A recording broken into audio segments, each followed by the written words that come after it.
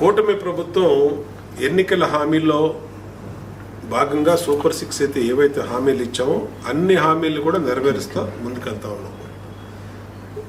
పింఛన్లు పెంచాం, అన్నా క్యాంటీన్లు ఓపెన్ చేసాం, తల్లికి వందనం ఇచ్చాం, అట్లాగే గ్యాస్ బండ్లు ఇచ్చాం. ఇవన్నీ కూడా పేద మధ్యతరగతి సామాన్య కుటుంబాలకే లబ్ధి. ఇలాగా ఎంత కష్టమైనా సరే ప్రభుత్వం భరిస్తూ ఉంది, పేదలకు అండగా ఉంటుంది, మహిళలకు అండగా ఉంటుంది.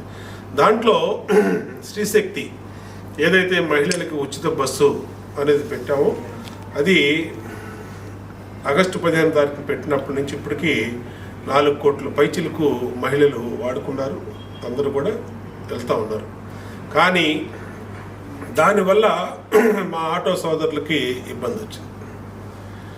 ఆ ఇబ్బంది ఎలా అంటే ప్రతిరోజు 1500 1600 సంపాదించుకునే ఆటో డ్రైవర్లు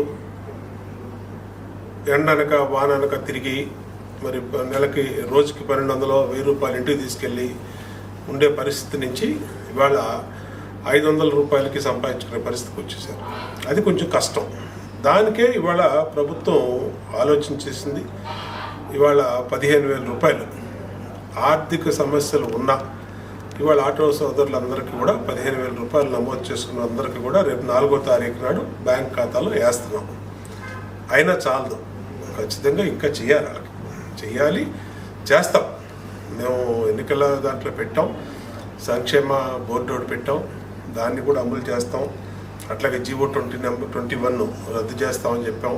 అట్లాగే ఇప్పుడున్న చలానాలు మొన్న కూడా నేను అసెంబ్లీలో మాట్లాడాను. ఆ చలానాలు ఓటీఎస్ 1 టైం సెటిల్మెంట్ కింద తీసుకొని 10%కో 0నో చేసి ఆ చలానాలు రద్దు చేయాలని పెడుతున్నాం. అట్లాగే గ్రీన్ ట్యాక్స్ గతంలో 20,000 ఉండేది, ఇవాళ 3,000 తీసుకొచ్చాం. ఎన్ని సాయశక్తిలా మా శక్తి కొలది చిన్న కార్మికులకి, ఆటో కార్మికులకి, ఆటో డ్రైవర్లకి, మా సోదరులందరికీ అండగా ఉండడానికి చేస్తున్నాం. కానీ ఇంకా చేయాలి, దానికి కొంత సమయం పడుతుంది. ఖచ్చితంగా చేస్తాం. ఎందుకంటే వాళ్ళ సమస్యలు రోజు మేము నిత్యం వాళ్ళలో ఉండేవాళ్ళమే, మేము భూమి మీద ఉండేవాళ్ళం, మాకు తెలుసు వాళ్ళ సమస్యలు. ఆ సమస్యల్ని ఒక అవగాహనతో అర్థం చేసుకొని ముఖ్యమంత్రి గారి దృష్టికి తీసుకెళ్ళి, అసెంబ్లీ దృష్టికి తీసుకెళ్ళి ఖచ్చితంగా పరిష్కరిస్తాం.